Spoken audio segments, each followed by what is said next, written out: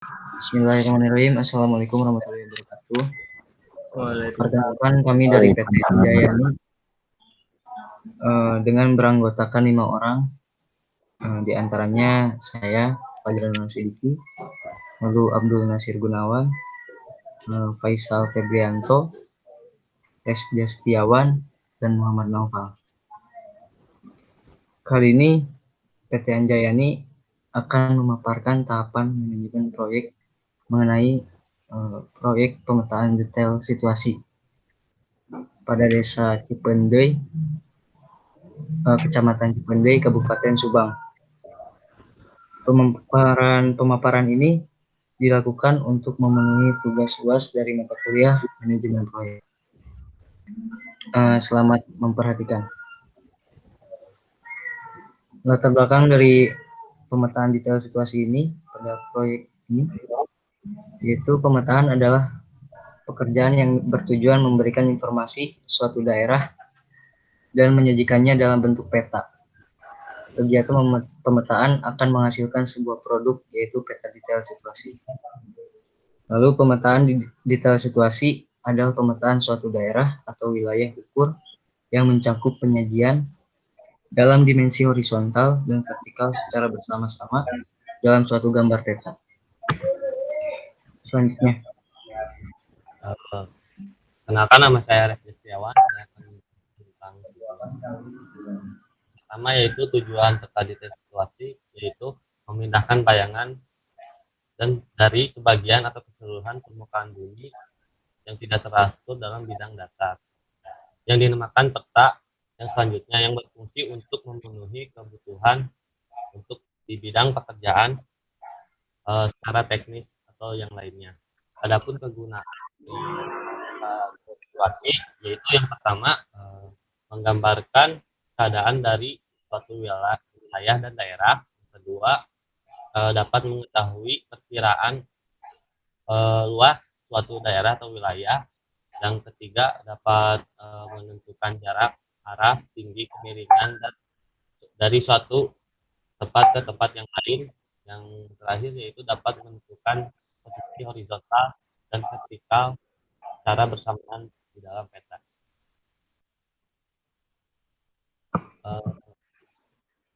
Yang selanjutnya manfaat. Adapun manfaat dalam pemetaan detail situasi yaitu pertama dapat mengetahui perbedaan ukur tanah dan ukur wilayah. Yang kedua dapat memindahkan bayangan dari sebagian atau keseluruhan permukaan yang tidak teratur ke atas bidang datar yang dinamakan dengan peta. Yang ketiga dapat memproses data yang diambil dalam pengukuran secara langsung di lapangan. Selanjutnya yaitu teknis. Pengukuran detail situasi yang akan dilaksanakan menggunakan metode tachymetry dengan terlebih dahulu mengukur benchmark dengan metode diferensial yang dikoreksi oleh Force CPWK yang berada di Kota Purwakarta. Lokasi pekerjaan pengukuran detail situasi ini berada di Desa Cipendei, Kecamatan Cipendei, Kabupaten Subang, Provinsi Jawa Barat. Tahapan pelaksanaan. Mulai tahapan pelaksanaan yang pertama yaitu orientasi lapangan terlebih dahulu, yaitu agar mengetahui situasi lapangannya bagaimana. Yang kedua yaitu pengukuran benchmark sebagai titik acuan nanti di pengukuran, lalu kita lanjut ke pengukuran detail situasi di desa tersebut. Pekerjaan studio. Pertama yaitu penentuan titik benchmark yang akan diukur. Yang kedua, pengolahan data hasil pengukuran GPS base. Yang ketiga, pengolahan data hasil pengukuran detail situasi. Dilanjut ke pembuatan peta, lalu pelaporan data dan hasil peta tersebut.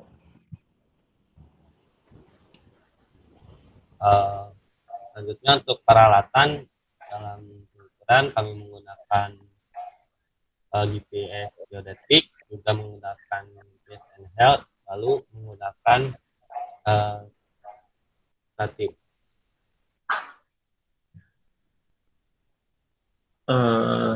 Di personil yang kita miliki, yaitu ada tim leader 1 orang, surveyor 5 orang, geodetic engineer 3 orang, asisten surveyor 10 orang, tenaga lokal 10 orang, dan drafter 5 orang.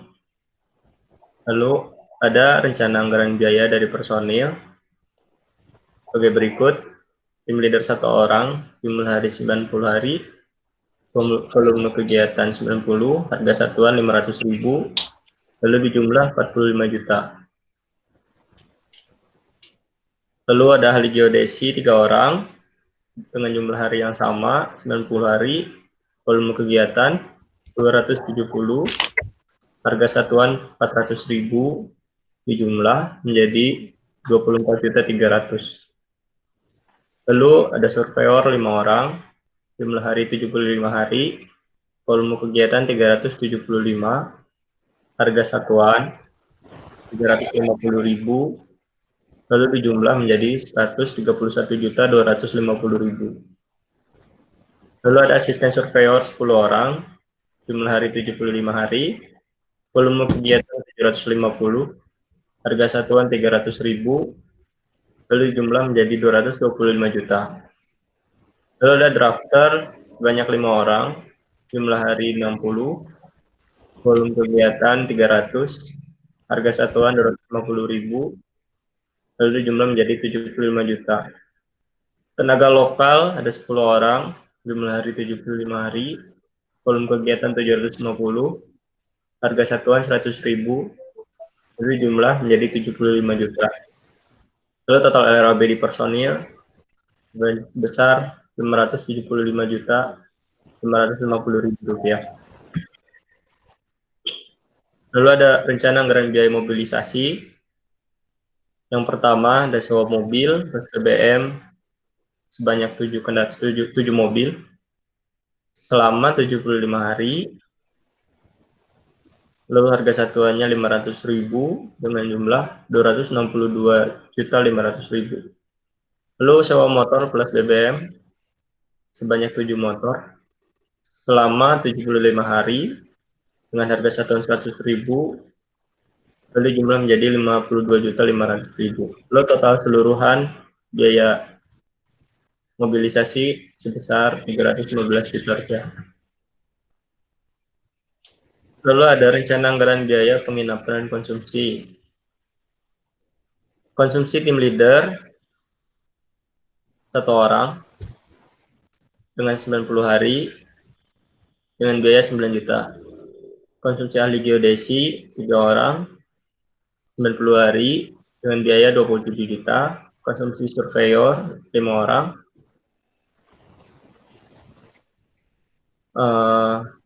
selama 75 hari dengan jumlah 37 juta.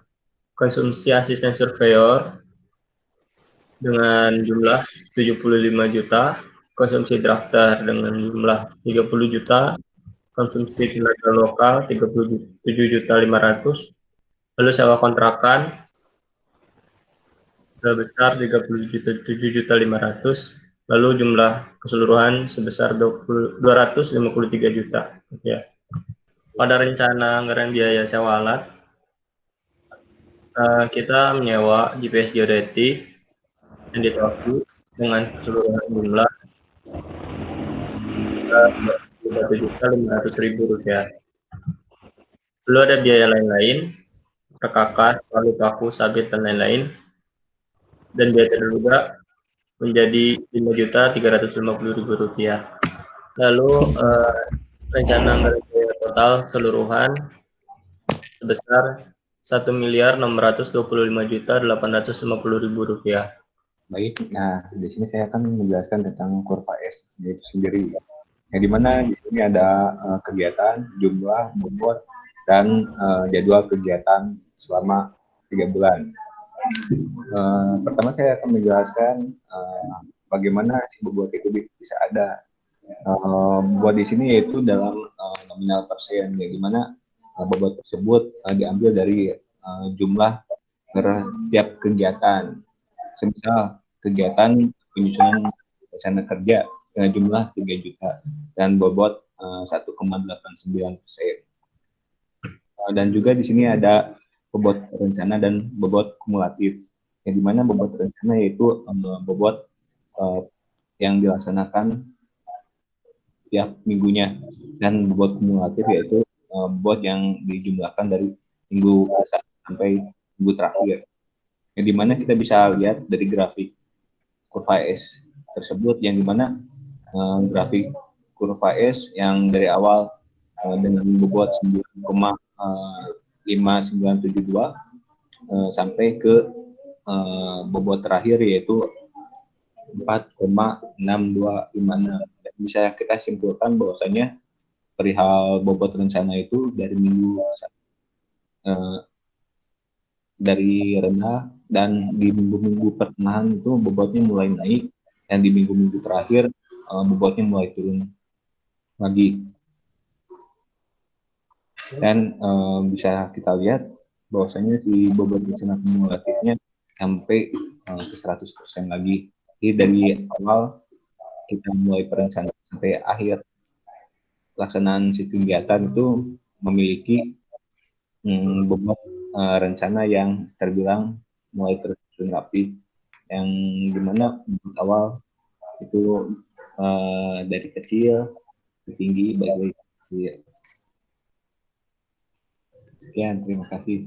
Kita mulai masuk ke segmen kegiatan, dimana dari proyek pemetaan terkait situasi ini kita memiliki target selama 3 bulan, yaitu di bulan April, Mei, dan Juni. Kita bisa lihat dalam pembagian kegiatan itu ada 3 bagian. Yang pertama ada tahapan persiapan, tahapan pengumpulan data primer, tahapan pengukuran, dan ada satu lagi yaitu tahapan terakhir yaitu pembuatan laporan. Kita bisa lihat di bulan April sendiri kita lebih fokus ke tahapan persiapan, di mana April di minggu pertama yaitu penyusunan rencana kerja, persiapan peralatan, dan mulai masuk ke minggu kedua itu mulai pengumpulan data sekunder, dan juga melakukan koordinasi ke pihak terkait yang berada di desa Cipendui. Masuk ke minggu ketiga yaitu adanya kegiatan pemasangan BM yang sudah dilakukan ataupun perencanaannya dalam tahapan persiapan. Masuk ke minggu 4 dan ke minggu pertama di bulan Mei yaitu ada pengukuran geodetik untuk mencari koordinat-koordinat yang ada di titik di daerah desa Cipendui, dan juga sekaligus ada pengukuran benchmark sendiri.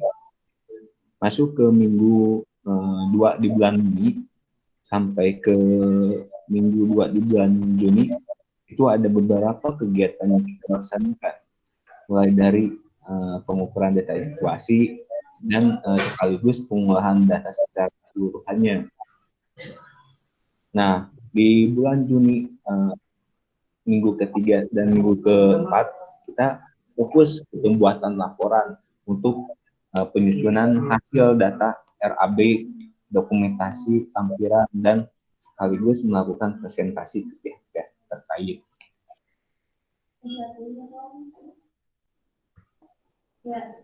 Lalu metode pengamatan pengukuran. Pertama kita melakukan pengukuran BM menggunakan metode statik dengan waktu pengamatan 2 jam untuk mendapatkan koordinat fix dan hasil yang akurat. Selanjutnya kita menggunakan metode RTK. Pelaporan dan data. Pembuatan laporan dilakukan untuk memberikan gambaran hasil pelaksanaan pekerjaan yang telah dilakukan, sehingga dapat diketahui kondisi area pekerjaan secara umum. Informasi lainnya yang berkaitan dengan pekerjaan survei dan pemetaan.